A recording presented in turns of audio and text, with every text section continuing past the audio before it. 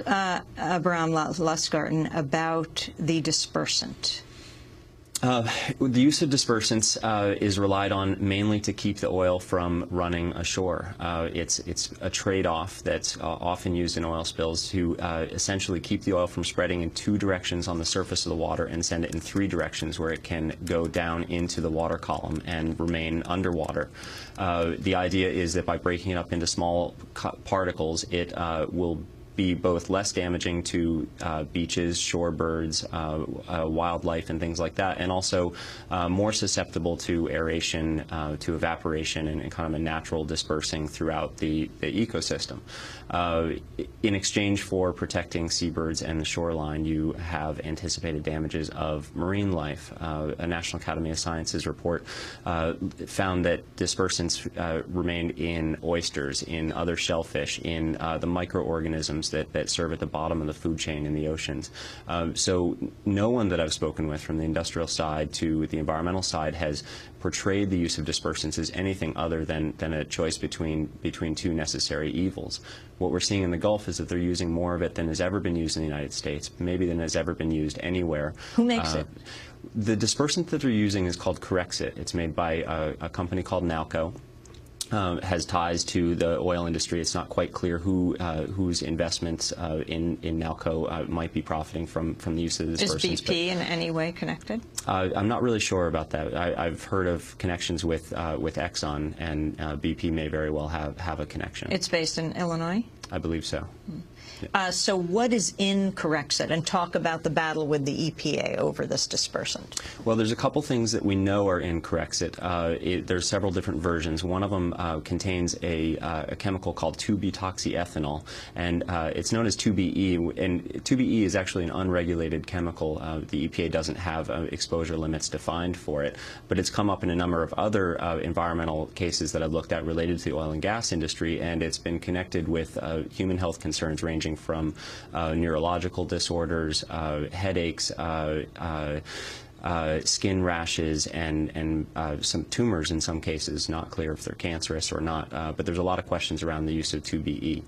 The remaining constituents of... Is it banned in other parts of the world? Well, Corexit is banned from use in the North Sea, is banned by the British government. It has been for about 10 years, based on their assessment of the toxicity of the overall substance. It's not clear whether that's because of 2-BE or because of whatever else is in the dispersants. But we actually don't know what's in the dispersants besides 2-BE. According to the material safety data sheet for the chemical, which is the form that's supplied to OSHA and to laborers to protect them in case of exposure, as much as 60% of the dispersant is held as proprietary. This essentially means that it's a secret formula, it's a secret recipe that the manufacturers or that the oil and gas industry has come up with that serves their purposes. They regard as a competitive trade secret, and they don't tell us what it is. So it could be bad, it could be good. But at this point, considering it's catastrophic, can't the Obama administration demand of this, if it's an Illinois-based company, we want to know what is in this? It would seem to me that they could. There have been other environmental instances where the government has begun to demand the identity of proprietary chemicals, particularly in gas drilling in the United States. The EPA, the Obama administration, may have done this at this point. They haven't made that information public. It's also possible that they could demand and receive that information and not make it public and protect the competitive interests of the company while getting the information that they need. I haven't heard from the EPA yet that they do know all of the constituents that are in Corexit or any of the other dispersants. And what about the EPA saying you cannot use this anymore, and BP saying tough?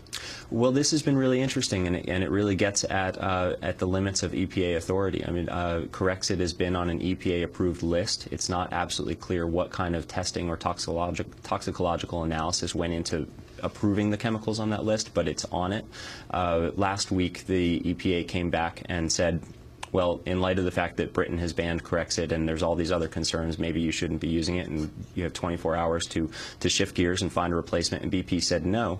And rather than going head-to-head on this and holding their ground, Lisa Jackson, I believe yesterday, said, okay, well, continue to use it until you can find an appropriate alternative.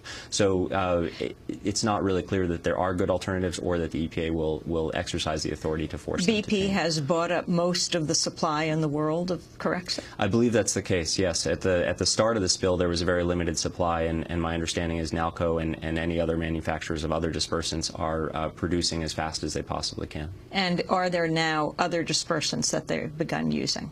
There are. I'm not clear on exactly what they're using. I'm not sure anybody is. There are less toxic dispersants, and there are different substances that can react with different grades of oil to different degrees, and may in fact be more effective with the kind of oil that's spilling off the Louisiana coast. We're talking to Abram Lustgarten.